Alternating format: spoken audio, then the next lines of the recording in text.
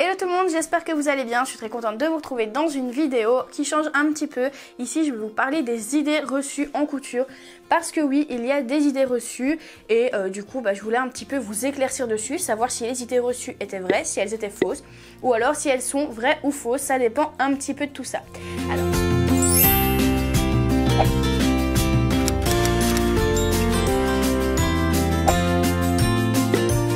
Alors, on va commencer avec la première idée reçue. La couture, c'est pour les vieux.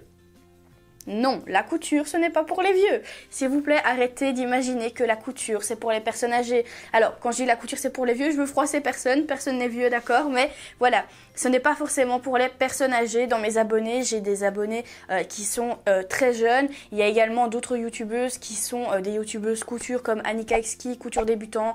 Il y a Mouna Seu, il y a Elsa, enfin il y en a plein. Et elles sont pas vieilles, elles font pas forcément des choses qui sont vieux.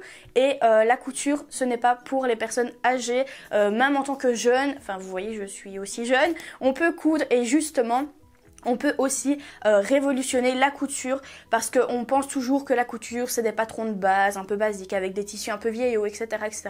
Mais c'est pas du tout le cas, vous pouvez faire tout ce que vous voulez, tous les vêtements que vous imaginez, vous pouvez les créer, même ceux que vous voyez dans un magasin, vous pouvez également les créer et c'est pas forcément des vieux vêtements. Donc non, faux, la couture ce n'est pas pour les vieux. Le point 2, c'est nouer les fils sur votre surjeteuse pour avoir un enfilage plus rapide. Est-ce que c'est bon? Est-ce que c'est pas bon? Eh bien la réponse est c'est bon de faire cette technique tout simplement parce que dans le livre que vous recevez avec votre surjeteuse, peu importe la marque, en tout cas dans celle que moi j'ai, donc c'est-à-dire une 5G, eh bien vous avez la petite technique qui est dans le manuel. Donc si la technique est dans le manuel, c'est que le constructeur vous donne une petite astuce tout simplement pour pouvoir enfiler plus rapidement votre surjeteuse. Donc ne pensez pas que les petits nœuds que vous faites abîment les rouages ou quoi que ce soit dans votre surjeteuse. Ce n'est absolument pas le cas. D'ailleurs vous pouvez voir ici sur la photo. C'est l'explication qui se trouve tout simplement dans le livre. Donc je ne vous dis pas de bêtises, c'est vrai que parfois il y a des personnes qui ont fait, je sais pas moi, des études étant plus jeunes. Donc je parle des personnes un petit peu plus âgées qui vont vous dire ah non, il faut pas faire ça parce que ça peut abîmer. Peut-être que sur les vieilles surjeteuses effectivement ça peut abîmer, mais en tout cas sur les récentes, donc les nouvelles, si même le constructeur le met dans son livre, c'est que ça n'abîme pas votre surjeteuse. Troisième idée reçue, la couture c'est économique, vrai ou faux? Alors la couture ça peut être économique comme ça ne peut ne pas être économique, ça dépend du point de vue.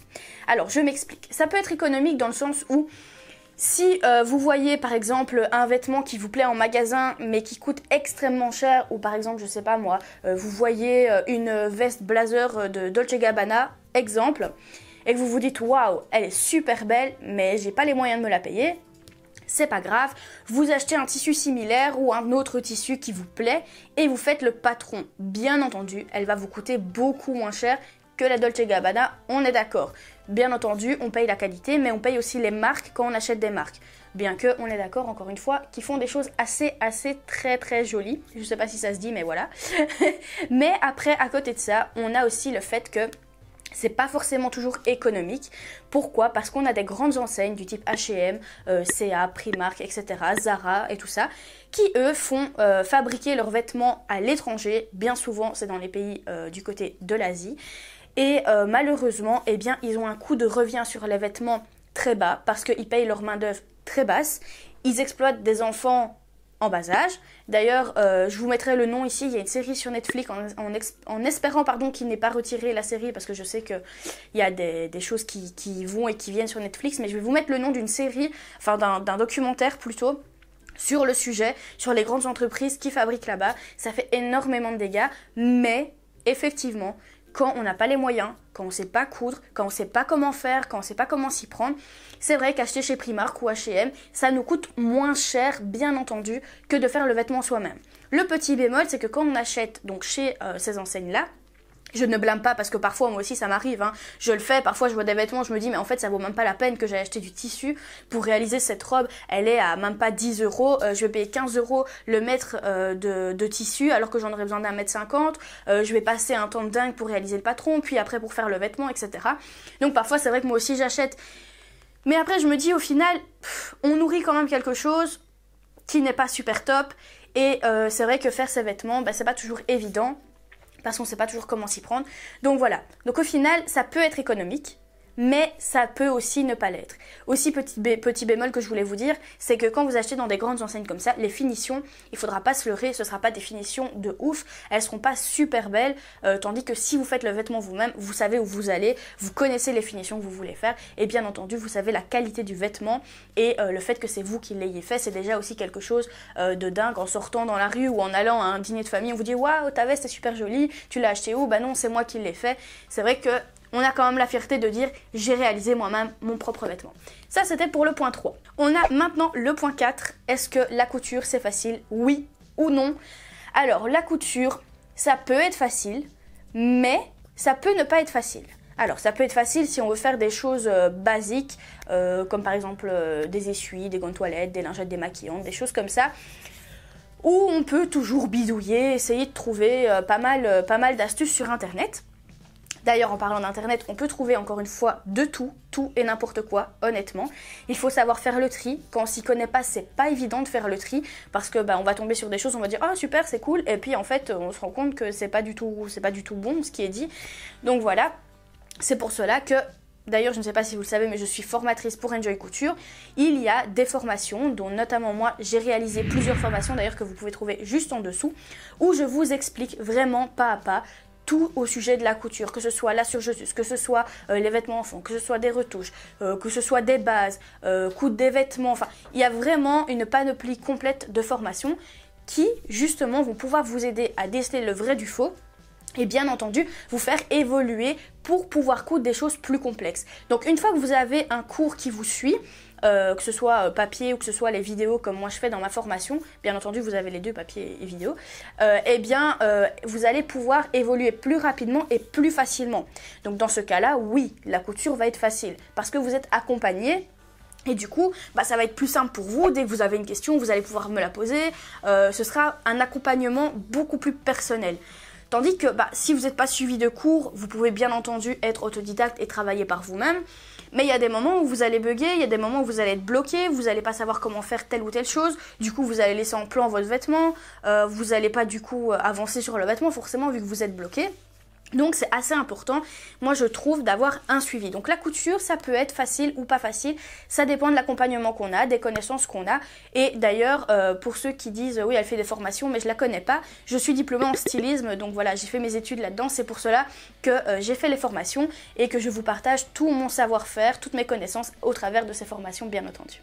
Il y a la 5e idée reçue maintenant. Alors la 5e idée reçue, c'est quoi? Je vous mets un petit peu dans le monde de la couture. Ah, qu'est-ce que tu fais comme étude? Ah, moi je suis couturière, j'ai terminé, je suis styliste. Ah, super, ah, mais j'ai des ourlets à faire, je pourrais te contacter, j'ai des petites retouches à faire. Bon, oui, bien sûr, on fait des retouches, bien entendu. Si on sait coudre un vêtement, on sait faire des retouches. Sauf que la couture, le stylisme ne se résume pas qu'aux retouches. Il y a la création de vêtements, donc c'est-à-dire vraiment une création pure et dure, c'est-à-dire partir d'une feuille blanche, de rien, avoir son crayon, avoir ses lattes, les mesures, faire le tracé du patron et faire une confection complète de A à Z, tout simplement d'un vêtement, d'un accessoire, d'un sac, peu importe, mais vraiment une création pure et dure d'un vêtement et pas que les retouches. Donc oubliez l'étiquette de la personne qui coud fait que des retouches. Parce que ce n'est pas du tout le cas, croyez-moi. Quand vous voyez les grands couturiers, les vêtements qu'ils font, croyez-moi, ils prennent pas un vêtement, ils ne le retouchent pas pour faire leur création. Ils partent vraiment d'un patron. Il y a énormément de métiers là derrière, énormément de petites mains qui font ce travail. Et voilà, c'est quand même un métier, comment dire, je vais pas dire assez compliqué, mais c'est un métier où on calcule pas ses heures, où vraiment on bosse parce qu'on aime ça. Faire du stylisme pour dire de faire du stylisme, honnêtement, ça sert à rien parce que voilà, on va pas être comblé par ce qu'on fait. Il faut vraiment être passionné, vraiment aimer ce qu'on fait. Et de toute façon, quand vous aimez ce que vous faites, tout va tout seul. Vous voyez directement les patrons et tout. Donc voilà, ce n'est pas que de la retouche, il y a aussi de la création. Et le petit dernier, je me suis dit que j'allais vous rajouter un petit bonus. C'est le petit bonus du buste maison. Alors, je sais qu'il y a pas mal de personnes qui me suivent sur la chaîne ici et qui peuvent notamment aller aussi sur Pinterest. Pinterest qui est on va dire une zone où vous pouvez vraiment trouver plein d'idées. Vous avez plein de petites idées d'accessoires, de vêtements, etc. Et notamment, vous avez aussi quelque chose qui passe beaucoup sur Pinterest, c'est un fameux buste maison. Donc vous avez l'image d'une femme qui s'enroule de papier cellophane, donc c'est le papier transparent. Pour les Français, je crois que vous appelez ça du cellophane. C'est donc le papier transparent qu'on met autour de soi, ou le film plastique, c'est le même, voilà, qu'on emballe notre nourriture. Eh bien, elle s'enroule dedans et ensuite, après, elle met autour d'elle du scotch. Donc ça, c'est l'étape pour prendre la forme de son corps. Une fois que la personne a fait ça, on vient découper derrière, donc il faut être deux, parce que tout seul, c'est pas possible de le faire. Il faut être deux. On vient découper derrière dans le milieu d'eau. On remet du scotch une fois qu'on a retiré bien entendu le faux buste. Et à l'intérieur, on le bourre de ouatine ou on met de l'ouate, peu importe. On le rembourre avec quelque chose. Alors, sur le fond, c'est pas une mauvaise idée. Mais honnêtement, ça ne prend pas bien vos mensurations, c'est approximatif. Au niveau des courbes, il va falloir faire ça avec un soutien-gorge et pas avec des vêtements en dessous parce que forcément les mesures seront pas bonnes. En plus de ça, plus on met de couches de papier film plastique, plus on met de couches de papier collant, oui. Et bien plus les mesures ne sont pas bonnes non plus. Donc honnêtement, et pour piquer dedans, franchement c'est la grosse galère parce qu'il va falloir piquer au travers du film plastique, mais il va falloir piquer aussi au travers du papier collant que vous avez mis. Et comme on en met pas mal, eh bien croyez-moi, c'est bien compliqué. Donc franchement, moi je vous conseille pas de faire ce genre de buste. D'ailleurs, si vous n'avez pas vu la vidéo où je vous explique un peu plus de détails, ça se trouve ici ou là, quelque part par là en haut, où vous pouvez voir la vidéo où je vous explique le buste maison avec les autres alternatives bien entendu. Parce que c'est bien beau de vous dire le buste maison c'est pas terrible, mais par quoi le remplacer, n'hésitez pas à aller voir dans les petites vidéos. Donc voilà, j'ai maintenant fini avec mes 5 petites idées reçues, plus la 6e petite bonus que j'avais envie de rajouter. J'espère en tout cas que cette vidéo vous a plu. Si vous avez d'autres idées reçues qui vous viennent en tête, n'hésitez pas à la mettre dans les commentaires, comme ça je pourrai vous répondre si c'est vrai, si c'est faux, ou bien si c'est les deux, comme plusieurs idées reçues que je vous ai présentées.